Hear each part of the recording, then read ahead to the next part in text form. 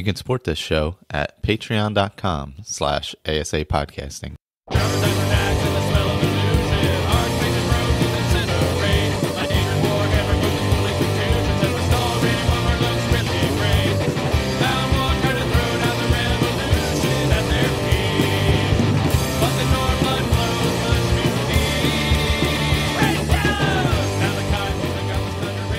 Welcome back, Skyrim Addict podcast. Michael and with Ray.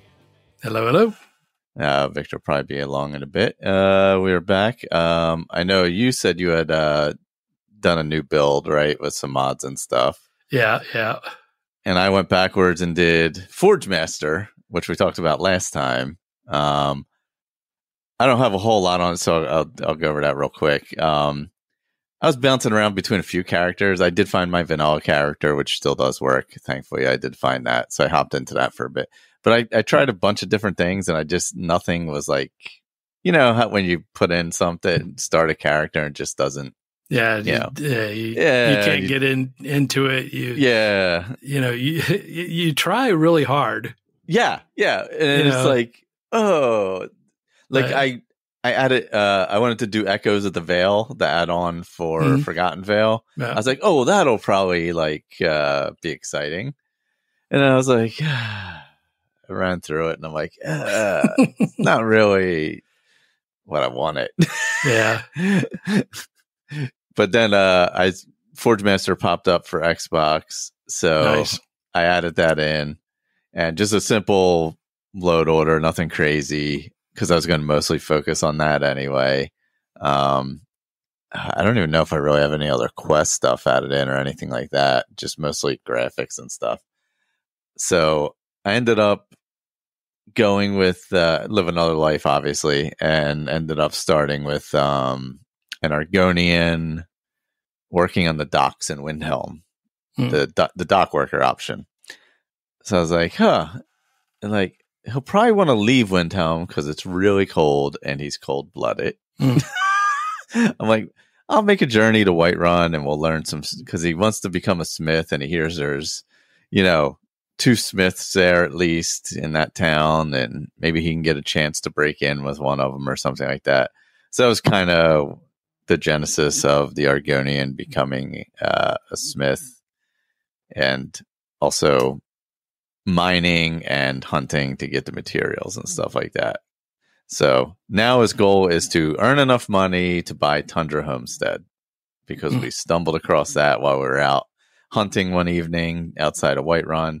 Whiterun's like kind of a great base for smithing, like if you want to, because you need leather and all that. Right, it's a great hunting area. Yeah, and there's plenty of little ore veins all over the place.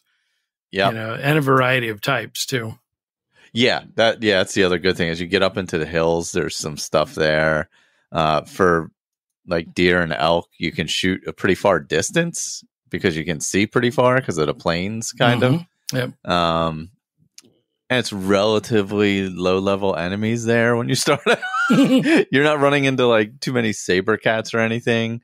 It's mostly wolves and things like that. I stumbled upon another idea for the character when I was just walking around, and I decided that he's friendly with giants because giants saved his family in some way. I was like, I don't really want to kill the giants in this play. I like the giants, so I don't really want to kill the giants in this playthrough. Yeah, that's, unless you really get up and mess with them, they never mess with you.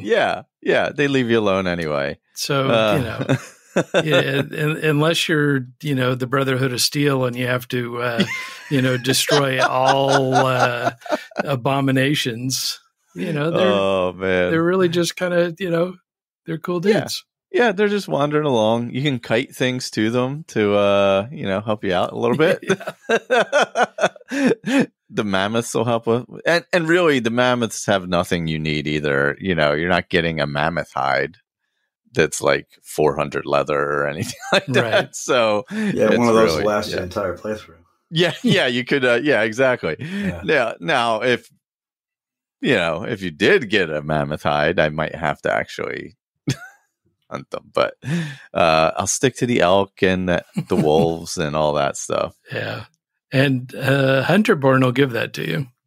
Yes. Yeah. 100. Yeah. Yeah. You can get much more from that. It takes 4 days to carve on it, but yeah. Thank God things don't spoil. So do you guys ever turn on the taxidermy, and all the other little,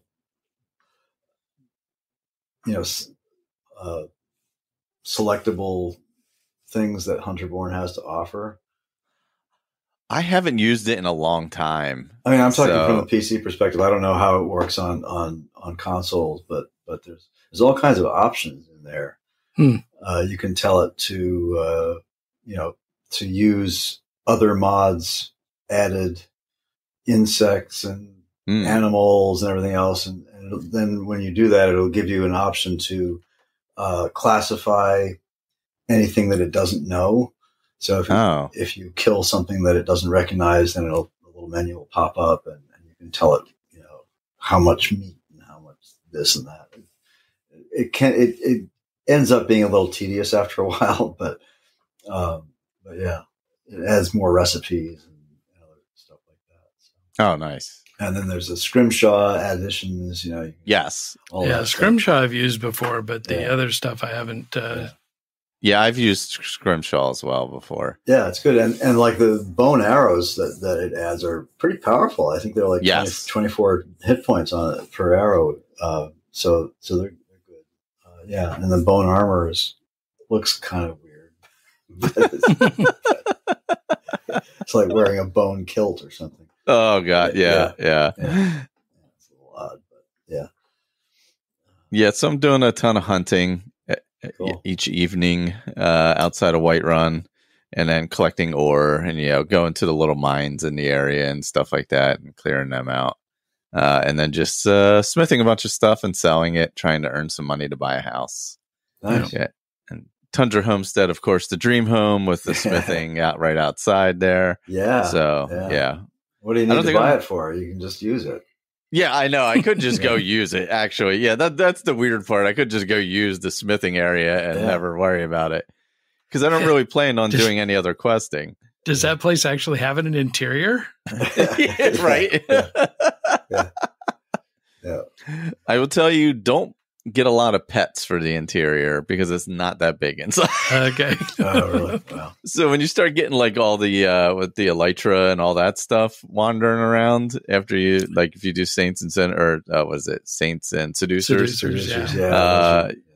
Yeah, then you get a bunch of stuff, and then if you have kids, they start bringing foxes home and stuff. Then you have you're like tripping over everything to get through the. Yeah, the last time I did that, I threw all the pets over at Hendrheim. Good idea, much bigger. And kept the kids at Golden Hills Estate. Yeah, that's a good one too. Or whatever. So that seemed to work out pretty well. Hendrheim's nice because it's got that big litter box in the middle of. Yeah, it's great. I love that place. Yeah, it's easy to get to. You just kill the poor sod at the door there. Yes, yeah. And it also has exterior smithing. Oh, that's right. That might be a good one too. I might have to think about that. It is sensitive to one or two other mods, and I haven't ever really figured out. They're landscape mods, I think. I had one. I loaded one. Actually, this last playthrough I was doing, I didn't go to Hendrheim at all. But one of them, there was something where the forge ended up almost below ground. Oh, so weird. Yeah. So something that's the way it is for me in this. Is it okay? Current playthrough? Have you Most of the time it's fine. Oh, okay. Sometimes that little pine tree between the shack and the smithing area, will be like a foot off the ground. Yeah. Oh yeah. It's all discombobulated. Yeah, and I just last time it was buried. Everything was buried. Yeah. So, but yeah. Yeah, the other thing about Hendrheim is that I get a dragon spawn about every other visit. Oh no! Oh, wow. God. Oh, because of where it's located, maybe. Yeah, Is there there's probably a spawn point there. A burial, one of the mounds. It's just right over the back. Yeah. So yeah, that it's great if you're set up to fight dragons. It sucks if you're not. Yeah, really. Did you guys ever? Did either of you guys ever use this mod that goes way back? Riverside Lodge. It was downstream. Yes. Yeah. That had that problem. It was right on top of right near a dragon spawn point. I actually had that dragon spawn inside the lodge. Oh God. No. Yeah. And it just totally fucked everything. It just destroyed things everywhere. Did it get like stuck in there, basically? Yeah, it was like, and it was all havoc-y and everything, and just throwing shit around. Oh man. Yeah. But it was a known problem, and the mod author fixed it at some point. Yeah, that one's a long time. Yeah. It was a really nice mod. I think it's still available for old. I basically yesterday I deleted my legacy. Oh, did you? Yeah, because I ran into like it was the third or fourth quest mod that bugged out on me, and I thought, fuck this, I'm done. Time to start over. Yeah, so I dumped it, and I immediately went and went to Steam and downloaded the updates. So I just scorched earth. That's it. It's a fresh start. So yeah, it'd be nice if they had an archival feature to that where you could lighten that inventory load, just hiding stuff or something. I don't know what they could do, but just because you end up with so much inventory, when you're over 100 displays and and the game has to keep you, the mod lets you access all that stuff. So if you need it back for something, you can get it. Yeah. But, and that has a lot, I think it has a lot to do with the way the game engine handles its databases, right? In other words, it's not really very efficient. It was never designed to do that kind of heavy lifting. But that wasn't even the problem really on this playthrough. It was just conflicts. There was that, the one we talked about a couple episodes ago where I basically gave up on the cause, I think it was. Where you couldn't get through the door. Right. The entry was inside the mountain somewhere, and I tried, and it would crash if I turned clipping off, and it would crash. And so I gave up on that. And then there was another one. And then the last one was this Anatomancer, which is a piece of the Vigilant. I think it's a late section of the Vigilant quest mod. And I got to that, and you have to go find the Anatomancer down in the Ratway. And I got there, and there's a door, and I clicked on the door, and nothing happened. But there was a dialogue prompt, so I clicked on the dialogue prompt, and nothing happened. And then I clicked again, and whoever's behind the door said it was just a standard Skyrim line, whatever it was, dismissing me. Okay, you didn't even. There was a question you had to. Anyway, it was just completely bugged out, and I thought, fuck this. I don't need this. I don't need to just throw yet another one away because I wanted all these to work with. Anyway, so I just thought, nah, I'm done. So it's gone. Sad face. Yeah. No, I get that. At some point, I had the same thing. Some point, you just have to go. It's not working. Yeah. And honestly, I was thinking, I'm going to go do what Michael's doing and just sort of put all my survival mods and 100 more and everything. Just go kill things for a while. Eat the meat and make clothes out of the skin. That's it. Yeah, and just enjoy Skyrim.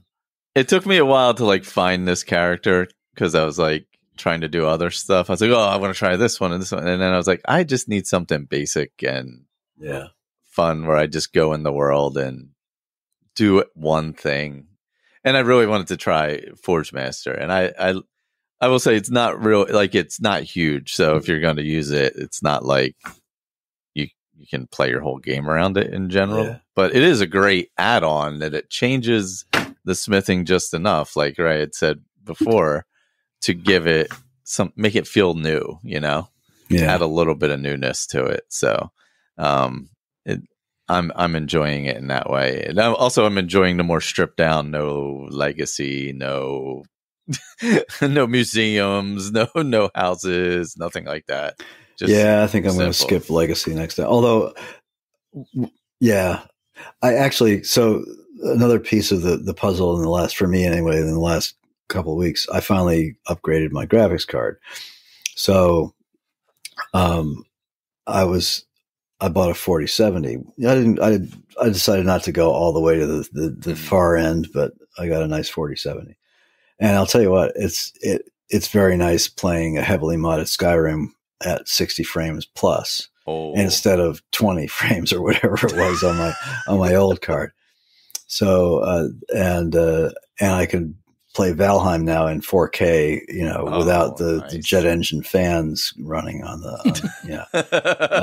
so it's been very nice. So that was another sort of impetus when this last mod finally kind of broke me. I thought, you know what? Yeah. I'm just going to go download a big Wabbajack, mod list, and the ones that I couldn't possibly run before, like Elysium or something like that, and just sort of go forth and see how the 4070 does with that. So I did see in Discord, Ice Cream Assassin announced version 6 will be coming soon. They're working on beta right now. Oh, really? Didn't really say exactly what is going to be in this one, but what about Odyssey though? I thought they were working on that exclusively now. Oh yeah. I haven't heard peep on that for a while. Oh, okay, because I thought his last one, maybe one of the last ones I read, was that they weren't going to update Legacy until they got Odyssey of the Dragonborn out. But maybe that's changed. I don't know. Yeah. Must have, because they're definitely. Well, that's cool. I'll look forward to version 6, and maybe I'll try it again. I've never even gotten to the planetarium, I'm afraid. So the planetarium's great. Start collecting the stuff as soon as you start playing the game. Yeah. Especially Dwemer cogs, right? Yeah. As much Dwemer stuff as you can grab, just grab all of it every single time. Yeah. Because you're gonna need a lot. That's for sure. Yeah, one of the things I did regret with this last one, I think I won't use it again, was there's a mod. It's an add-on curator or something, or I can't remember exactly which it was. But it's, it turns off the crafting, it turns off the ability for when you craft for the game or the mod to draw, ingredients from all the chests. In other words, so you have to put everything in your inventory to make potions or something. Whereas Legacy of the Dragonborn comes with that, with a module that allows you to use things directly from chests, right? Whatever. Yeah. Like a universal stash. Yeah. This mod turns that off, and that became really tedious, to have to, when you got every freaking ingredient on the planet, and many of each one, you either have to do a lot of research and know exactly which ones you want, or you just empty the chest into your inventory, stagger around for a while, make some potions, and then go clickety to get it all back. It's just really a pain in the ass. Yeah. I understand that it avoids certain crashes and things like that, but it was just a pain. But it doesn't. It does nothing to fix rage quits. No, yes, God, yeah. Well, if there's a take all, but there isn't a give all, right? So you can't click a. True. Why? I don't. There must be some mechanic that doesn't work that way, and I understand that from a programming perspective, it doesn't work. It doesn't work. But it would be nice if there was a put all or whatever, Yeah. So yeah. But my Forgemaster character is just short of master. Oh, okay. So, and I've got the at your own pace. So I just started dragons. Oh yeah, yes, I love that mod, but man, can be. I was hard to figure out how to get stuff to work. Yes, it is. And I was like, the Thieves Guild is just, oh my God, you have to do another one of these freaking things because you walk up to Brynjolf and he's saying, what can I do for you? Or whatever the line is, what can I do for you? Okay, I got to go do another one. And then, that was starting to wear thin this last playthrough too. So, because I think I must have done, and you can, there are settings, right? I must have set it to like 25 or 30 or 40 of the the city quests in order to progress to the next level. And I just hadn't done them yet.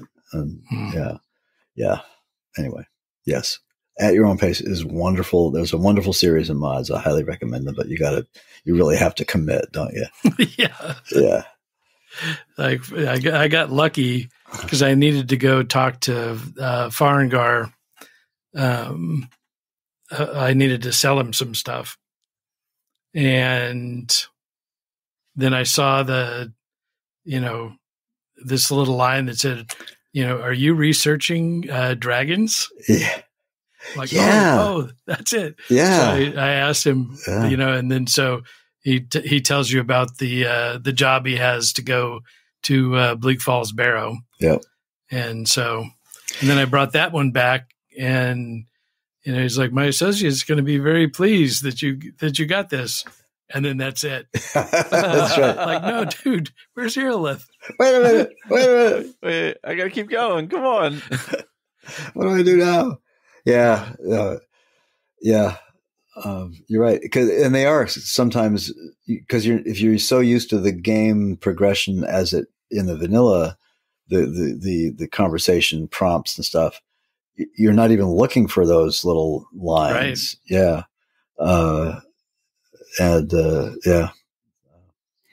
But nevertheless, I really appreciate the thought behind the mods. Yeah. So, and it's been very handy because, I don't pay a lot of attention. I don't care if I've got 1,000 undone quests in my log. Yeah. That doesn't bother me. Really? It just drives me fucking bonkers. So it's easier for me to have everything, dying to get my attention than to, for me to actually have to go actively seek them out. Yeah. Yeah. No, that I try very hard not to get, but it's impossible in Skyrim not to sort of pollute your quest logs. Oh, yes, that's for sure. Yeah.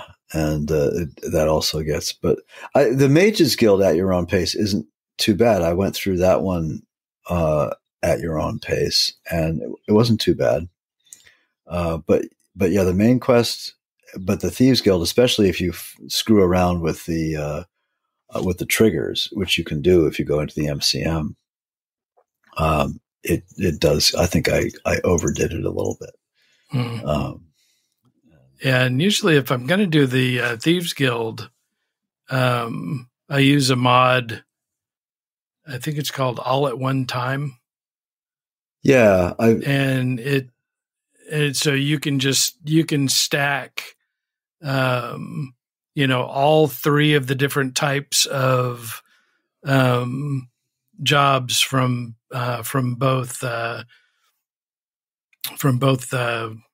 NPCs.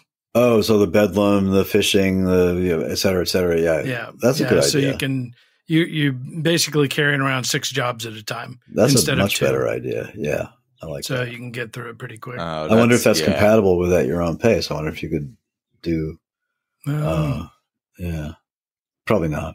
I was just before I had a business phone call, which is why I was late. But before that, I was just starting the process of updating all my mods in Mod Organizer to if there's any that need updates since I upgraded to this latest Skyrim version.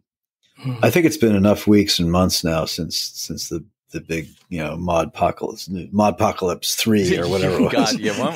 When was that? That was a while ago. Yeah, right? It was. Oh man! So it might have been even late last year. I don't know. I think it might have been. I think most of the mods have been either updated or taken offline. So yeah.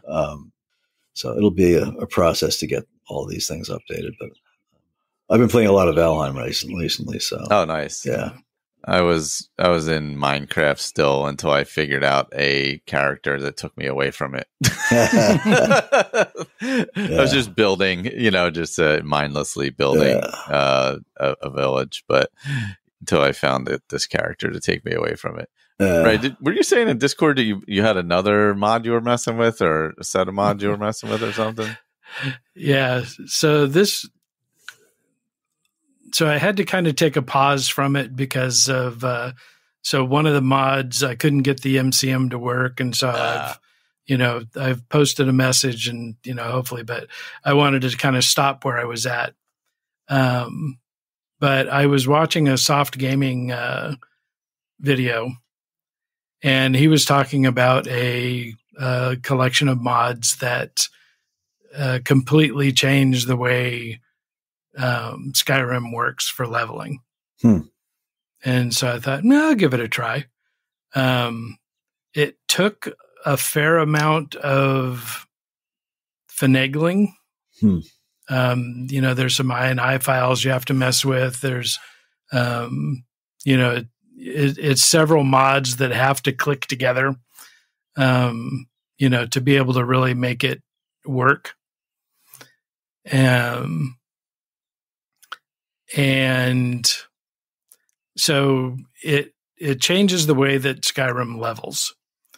So Gone is, making 1,000 iron daggers to level. No more, sneaking in the balcony of Dragon's Reach to level, your sneak. So now with this group of mods, it's more like Fallout 4. So you gain experience, so you get XP for, discovering locations, for clearing out dungeons, and for fighting enemies. So is the mod called Experience? Yes. Yeah. Okay. That's cool. Yeah. I used that once. I probably only casually though. I did not. So I'm sorry. Go ahead. Nope. So then you pair that with geometric stat growth. Ooh, okay. Skyrim skill uncapper. Oh, that's an oldie. Leveling freedom. Yeah. And the one that I was having trouble with is static skill leveling rewritten. Oh. And so that's the one where, so when you level, you get skill points. Oh, okay. And so then you can take those skill points and apply them to the various skills that you want to level up. Huh. Interesting. And so it definitely it's hard to break the habits I'll bet. of how you do things in Skyrim. Yeah. You get to a certain point and, there's critical mass. You just don't think that, instead of, fighting these, skeevers at the skeever farm, to level one-handed, I need to discover more locations. Yeah. And, clear out some dungeons. But it's been interesting. They also pair up a couple of other things. So Dragon Soul perk points. So you can, convert Dragon Souls into perk points. That's cool. So it's a cocktail of mods, basically. Yeah, that's nice. Because I tried Experience when it first came out. I remember seeing it on one of those same videos that people were talking about. So I tried it out, and it was interesting, but I didn't really delve very deep. Yeah. And Sky Shards, which is there's these little markers all over the map that you that's fun. Can get and unlock perk points when you collect multiples. Mm-hmm. So that's fun. And then also Exhaustion, which is a mod that I just saw that too, actually. As you're exerting yourself. No. You get, if you don't sleep, you get debuffs. But they pair that with exercise. Okay. Yeah. Which is a mod that gives you extra health and stamina and magicka, by exercising those skills. So you just bunny hop a lot. Yeah. Well, sprint everywhere. Yeah.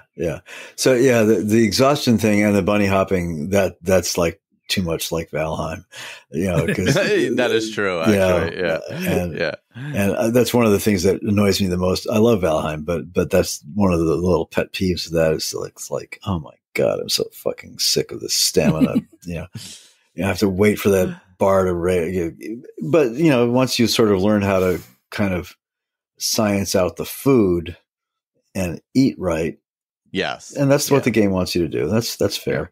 Then it works, but it's still yeah. Yeah, I saw exercise and exhaustion actually when I was doing the Forgemaster load order. And I was like, oh, maybe I'll add these. I was like, no, not this time. Do they actually work well together? Or do they kind of cancel each other out? Or both? They work well together because with your exercise, you don't get tired as much. And if you don't get tired as much, then you don't get debuffs from not getting enough sleep. Right. Okay. That kind of thing. Yeah. I haven't played a lot with this character because of the problem I had with the static skill leveling rewritten mod is that I couldn't get the MCM to show up. Oh boy. Yeah. To be able to go in and configure the settings. And, I found the INI file, but editing the INI file doesn't change the in-game stats. Yeah. So it has to have the MCM, but I can't get that to pop. So I tried using the command line to get the MC to initialize. That didn't work, and then I tried the Jackson's MCM kicker, which is essentially the same thing, only it's just automated. Yeah. And that didn't get it going either. So I'm not sure. So there's no alternative to the MCM. Some mods have like a book or something like that you can read and get to the same menu prompts. No, and I thought I would be able to edit the INI file. Yeah. But it didn't change anything. So it's reading the info from somewhere else. Yeah. More. But I can always roll back into my Forgemaster and play around with that because I still haven't gotten that one to master. So, and now that I've got the dragons unlocked, I'll start gathering dragon parts. I got because I didn't have the dragons started before I went to the word wall. At Northwind Summit. All I had to fight up there was some wolves and a couple of skeletons in order to get the book on dragonsmithing. Oh, okay. So you were able to get it. So I got it the easy way. But so now I'll start doing dragon weapons. Nice. But the character is kind of fun. I did instead of the, usually if I'm going to do a smithing character, it'll be an orc. But this time I went with a red guard. Oh, wow. Nice. Which, gets the smithing bonus. Yeah. But is also good. I'm doing a dual wielding. Me too. Mason war axe. I'm doing 2 war axes. Mm. I was like, oh, he's swinging a hammer, so as a smith, so might as well swing 2 axes. So my Forgemaster character also, I'm running a collection that I've had for a while now, ever since the mod apocalypse. Yeah. And it's got the what's it called? Clean and something. So as you run around, you get dirty, and if you do a lot of fighting, you get bloody. And if you go to a vendor and you haven't bathed, then you pay more. Oh God! So it gives you a debuff to speech. If you go to a water source and bathe, so you go through this little animation where you take off all your gear and you soap up and rinse off, and then you're all clean. And now you get max price for all your stuff. That's cool. Does that work with bathing in Skyrim? I don't know. I haven't used them. This is the first. I didn't even know I had this mod. Oh, okay. Until somebody told me I stank. Oh, yeah. And, oh man. So then I looked in the, I looked in my active effects, and it said that I was dirty and bloody, and so I had a -15 speech. Yeah, because there is a mod called Bathing in Skyrim that adds baths and places that you can actually go to. It's not just a plain old water source. Yeah. It's the cat exorcism. He's like going to shoot right across the top of the laptop because Ollie's got his tail just on the other side of the laptop. And I'm like, this is not a good idea, guys. What happens if I touch this key? Yeah, what if I run across every key and try and bite his tail in the process? And then we fight right here. Yeah. Sounds like a plan. Oh God. One thing, I assume you guys talked about this on the Fallout feed, but I did watch the Fallout show. We're at episode 4 right now. Oh, yeah. I would say no, I'm not gonna spoil anything or anything like that. I would say it definitely caught the vibe of the game. Oh yeah, and I felt like it got better as it continued. I think it's awesome, frankly. I think I enjoyed it a lot. Superb job on it. We blew through it in like 2 nights or 3 nights or whatever it was. And it really felt like it got the Fallout vibe right, Yeah. So we're doing an episode a week. Good. So what episode are you on now? We just did 3. 3. Okay. So that's in the Fallout feed. And it's called Vault Talk. Vault Talk. Okay. Yeah. No, I think they very much, they're clearly, Jonathan Nolan, right? He and his brother both are fans of gaming and the game in general. Yeah. And they totally got all the little inside jokes and stuff, and the humor and the sort of quirkiness of the whole thing. And they also, I think they did a wonderful job of adapting the story for a TV show, for the drama. They added some things in that aren't in the game, but nothing really outrageous. Some sort of dramatic plot twists and things like that. I think they really did a great job so far. Yeah. Anyway, it's like I said, we're only on episode 4, and even Vivian, who is not by any means a video game fan, is really enjoying it. So there's enough good, drama and action and storytelling. Yes. For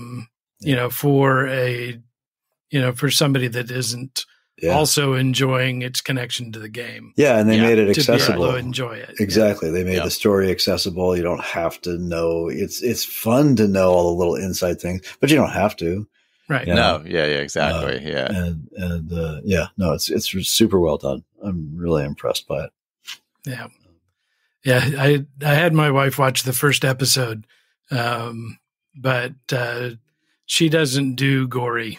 Yes, I will say, there is. Yeah. Well, there was a lot of this going on next to me. Yeah. But Same. Yeah. So, exact reaction here. Yeah. But other than that, it was, but then there's this, we've been having a good time with it. So. Good. Yeah. Well, it is wonderful to be able to say that somebody did a really great job at adapting a video game. I mean, that can only bode well. Maybe somebody will do a series based on, say, Far Cry, maybe, or. Well, I mean, there's kind of like when the comic book movies started really getting traction. Yeah. Next thing you know, everybody's doing a comic book movie. Yep. So the game movies have been starting to gain a little bit of traction. So. Yeah. But I mean, they've already tried what several of the really big franchises, right? Assassin's Creed kind of failed, didn't it? I mean, that wasn't. They did the movie. Yeah. This is. Witcher was. Witcher was good. Yes. Oh yeah. That was. But that's series. Already books, right? So there's a really deep lore there already. Yeah. I guess maybe but. Probably the one that really kind of, kicked it off most recently. So, Cyberpunk was kind of floundering a little bit. They were struggling to keep people interested, and, they had some big updates that they had planned and a DLC that they were going to release, but, they were starting to hemorrhage players. Yeah. And then they released their anime, and that was huge. It really took off. And then, the advantage they had with the anime was that, they could do whatever they wanted to. Yeah. And it ended up, there were, 4 distinctive characters that you could build in the game and play them. Oh, cool. And,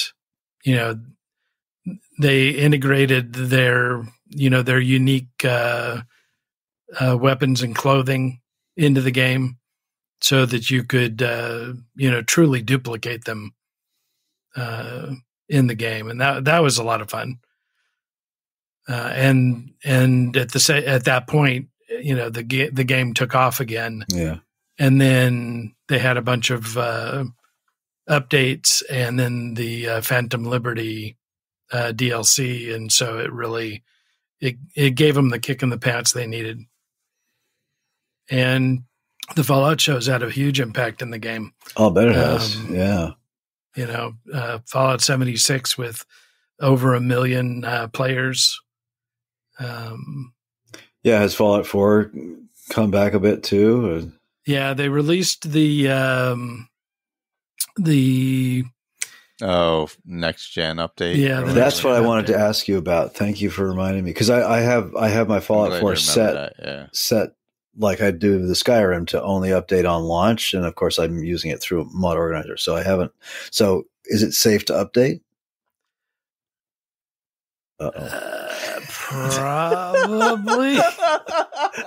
I can't give any concrete answer to that, because I did the read only with the archive. Okay.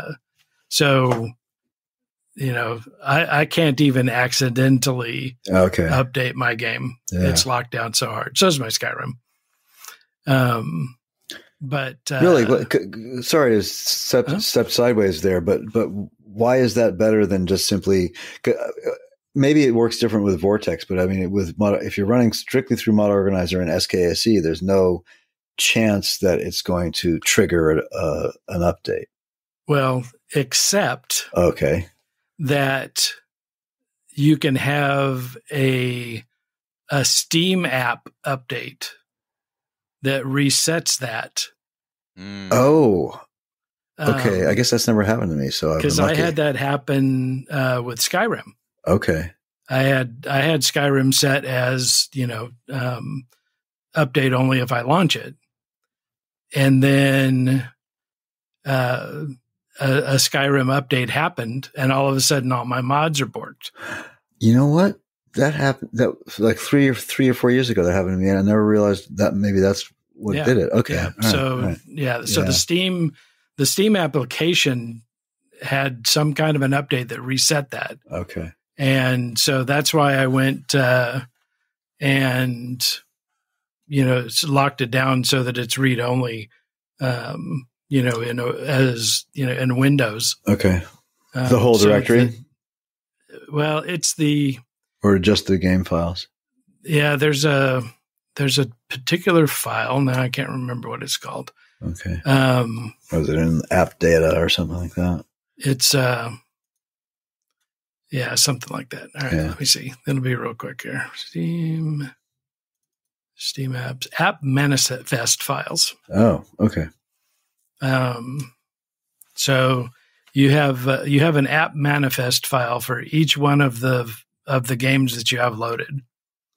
And so you look at the game and get its ID, and then you can go into the Steam apps directory and find the app manifest for that. And make that read only. And then make that a read only file. Gotcha. Okay. All right. And then even if that auto update flag gets flipped without you knowing it, it still can't update. Okay.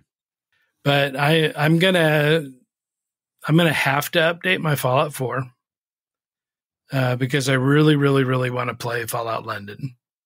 Oh, gotcha. And so when Fallout London comes out, it'll be keyed to the new game. Yeah.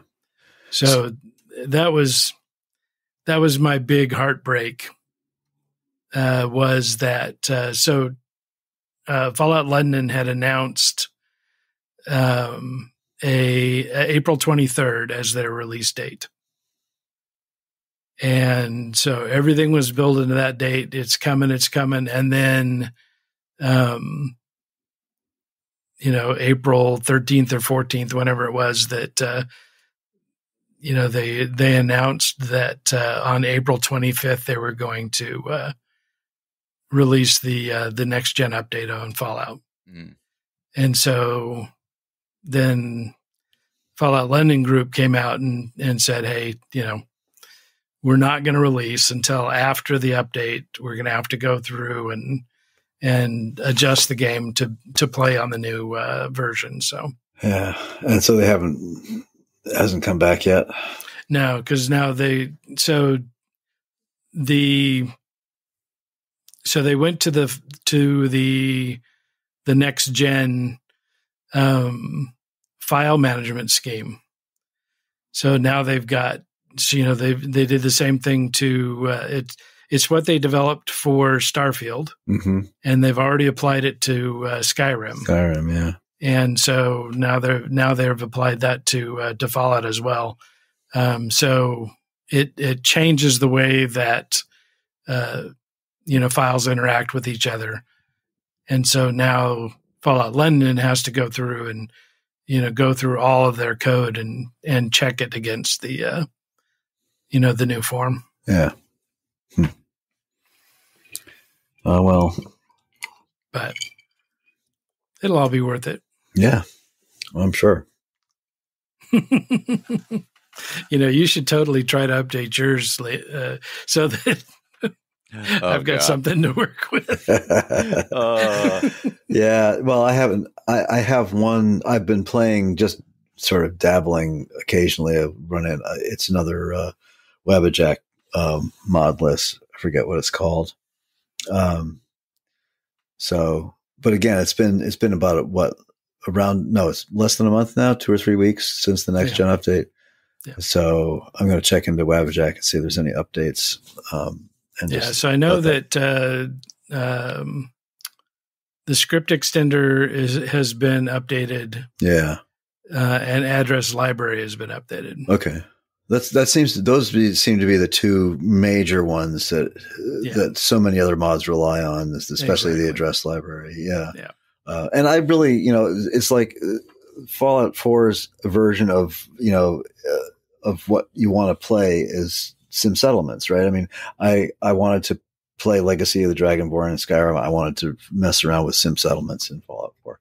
Yeah. And so if anything that's sort of affected that, I'll have to go back and restart. And whatever I've enjoyed the little bit that I have messed with sim settlements. It's come a long way since the first time I ever tried it. Oh yeah. And so it's pretty good. In a lot of the same, it's gone down a similar path, right? Hasn't it? I mean, they've added a lot of quests to the mod, just like Legacy of the Dragonborn did and stuff. Yep. It's no longer just a sort of a framework.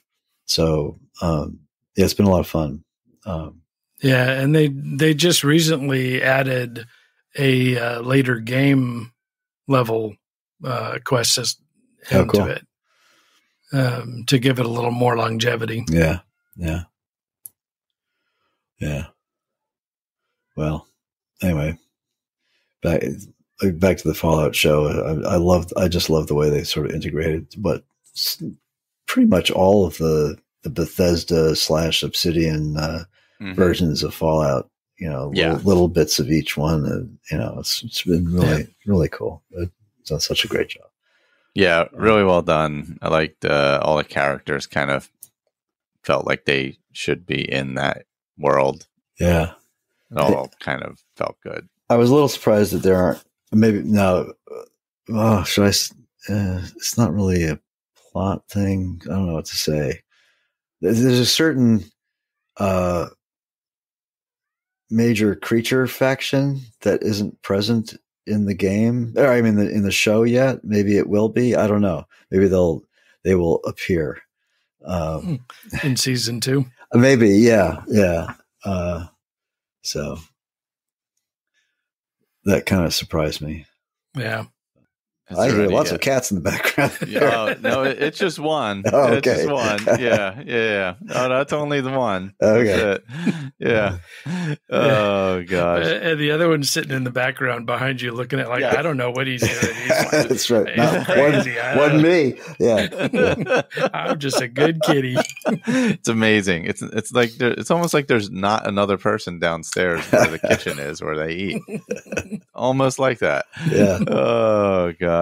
Anything new going on in No Man's? So we are chomping at the bit now because they mentioned that there would be an update. They give another, one of their mentions. That's most certainly going to be a new, expedition. Cool. So definitely geared up for that.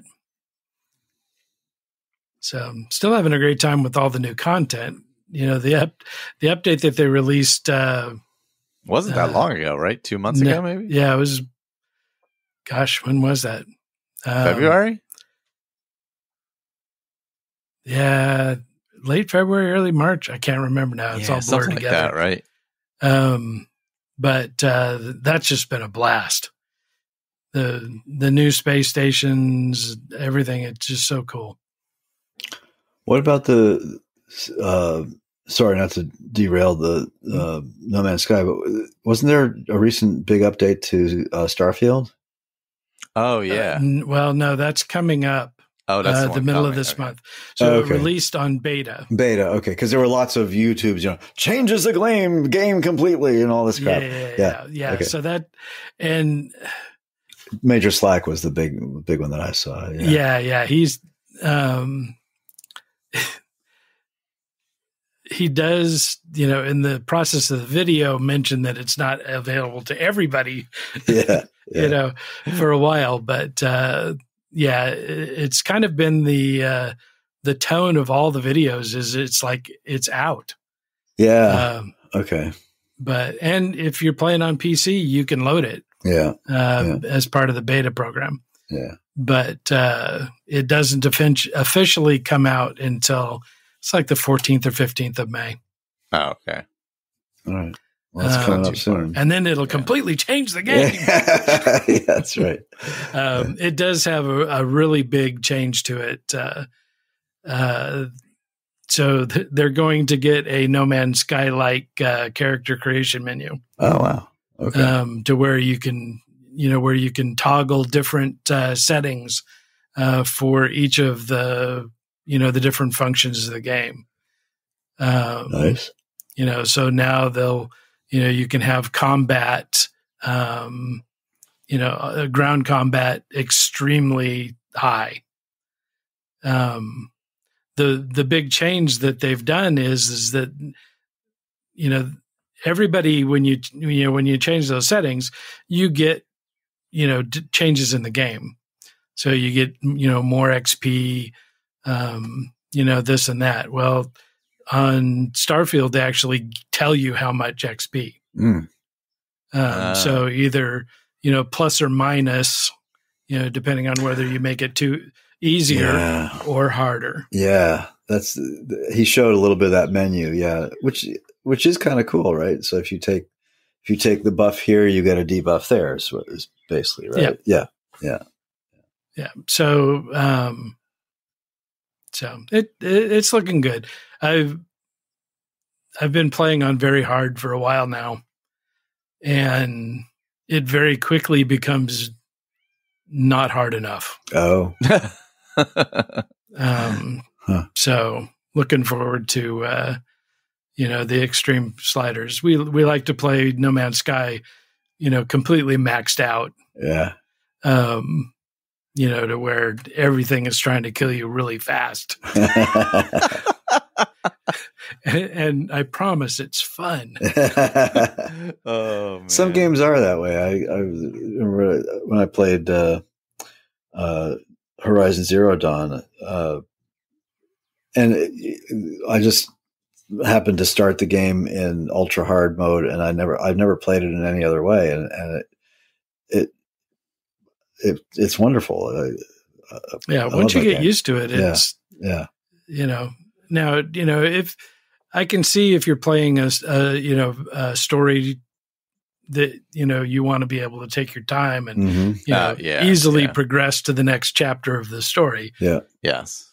You don't want to, reload 100 times to kill one guy. Yeah. But if you're just there for the battles, then you want it to be as hard as it can be. Yeah. That's true. That is true. It's getting loud over here. Yeah, it sure is. It's not even close to time to eat, by the way. Oh gosh. Yeah. So let's see. What was I going to say? Yeah. So if you're watching the Fallout show, make sure you check out the Fallout feed. Definitely. For their weekly coverage of it. Yes, I haven't finished it. So if we talk about it next time, I'll probably have forgotten everything by then, because that's how my brain works at this point. It'll be another 3 weeks before we finish it all. Yeah, it's like 3 weeks ago. I remember that. What was that again? Yeah, I rewatch each episode. The afternoon before the show. That way, it's fresh that way. Yeah, at least got That's an excellent way to do it. And of course, make sure you check out Butcher and Baker, Candlestick Maker in Space for No Man's Sky coverage there. And we have Elder Scrolls coverage. Oh, I hear birds too. Does somebody have birds in the background? That's probably me. Yeah. Oh, okay. We got all the wildlife. I got my window open. I got a little. There's a robin out there, and there's a couple of house finches that are extremely vocal. I was like, we can't open the windows because the clouds of pine pollen have started blowing across New Jersey. Yeah. And up where we are is not too bad, but at work, it is literally the sky is yellow all day. It's that time of year, so we're keeping in tight in here with some filtered air. So last week I went to Southern California and came home And it's like, oh yeah, that's right. We're soaked in pollen. Achoo, achoo. Yeah. Achoo. It's that time of year. That's right. Yeah. Yeah. Like, how quickly everything I own is yellow now. That's right. Yeah. Well, just count yourselves lucky. At least a small measure that you don't have to park underneath a mulberry tree. Oh, that's fair. Yeah. Because mulberry trees have two traits. One is they have the little fruit that drops on your car. Yep. And they also have the birds that nest in the tree and crap all over your car. Yeah. Yeah. So you get, Yeah. After eating those extremely dark berries. Yeah. Yes. Exactly. So luckily they're delicious berries that I also eat in the morning when I go to work. So I grab a few and eat them. There you go. Yeah. Oh boy. All right. Well, that's been another episode. Thanks everybody for listening. And I have a cat clawing at the back of my chair as we speak. So we'll talk to you all next time. Good night, all. Take care.